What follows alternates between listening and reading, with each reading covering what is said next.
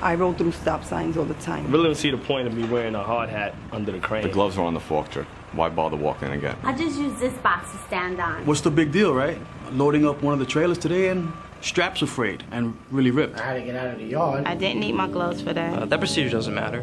You can go in the truck anyway. My safety glasses always fog up. We inspected that yesterday. Why do we have to inspect that today?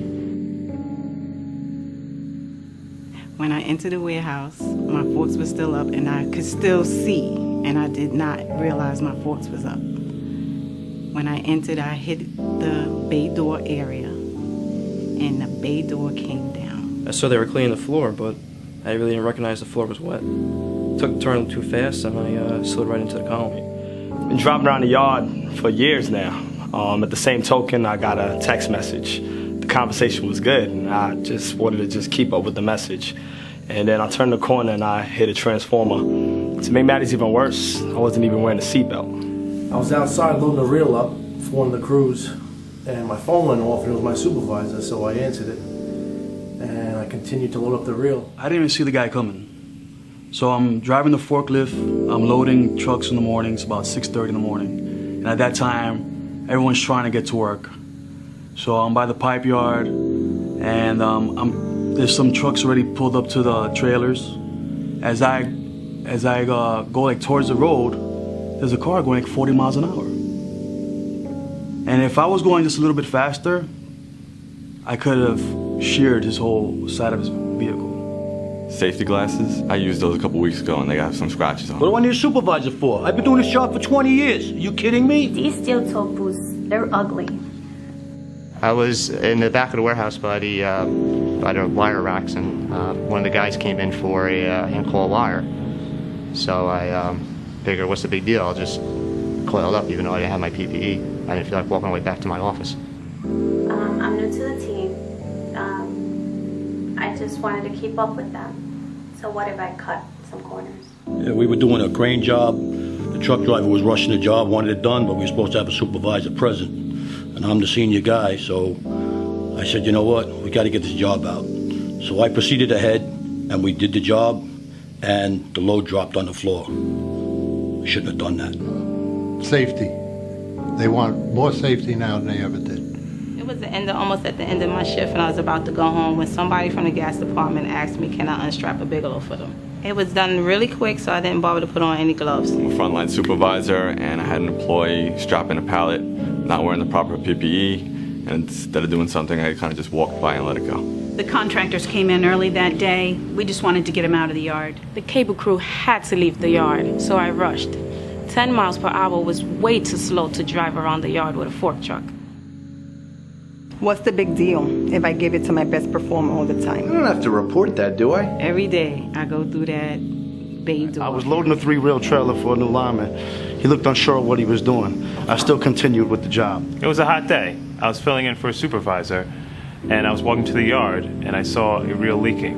I told one of the employees to take care of it. When I went back to check up on the employee, I noticed that the reel was moved, and it created a bigger spill. I was working late one day, and an overhead crew came in, and they wanted to drop off a used transformer.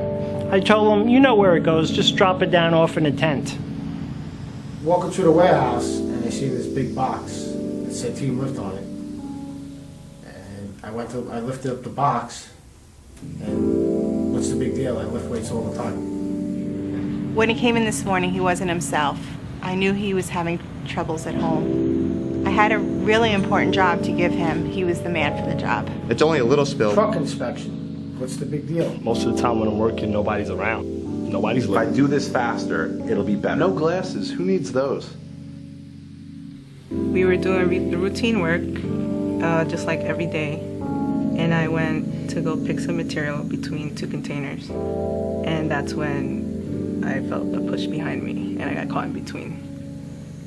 With our daily routine, we usually break down the Bigelows, and one person gets on the forklift. And sometimes, for the most part, it's me. I'm a good driver. I consider myself a good driver.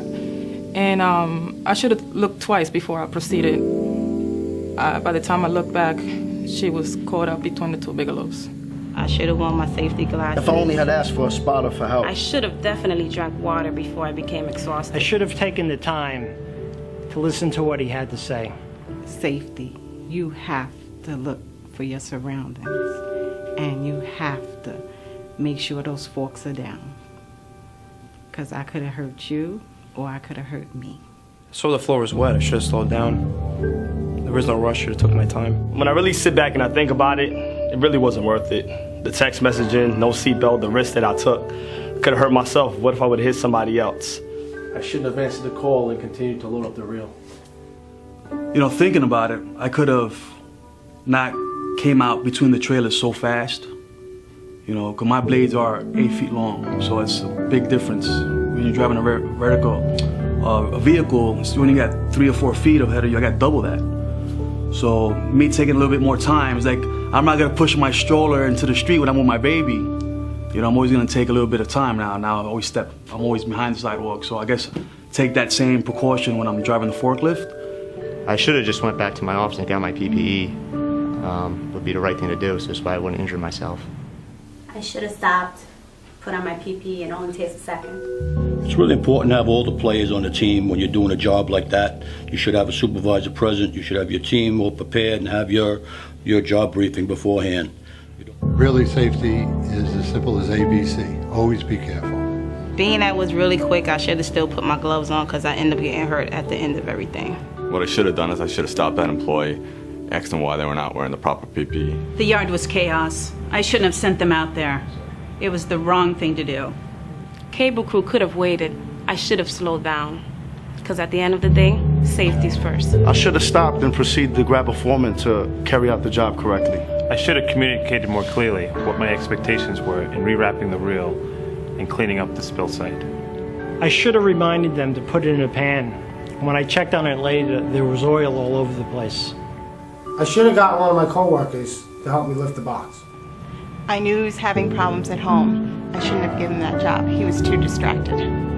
Actually, when I saw you pinned between the two bigelows, I felt really bad. I was kind of worried about your foot. You know, you're a very good coworker, and I appreciate you, you know, all the way. So I felt really bad when I saw you in that position. Yeah, I should have told everyone, made everyone aware that I was going to go in between those bigelows.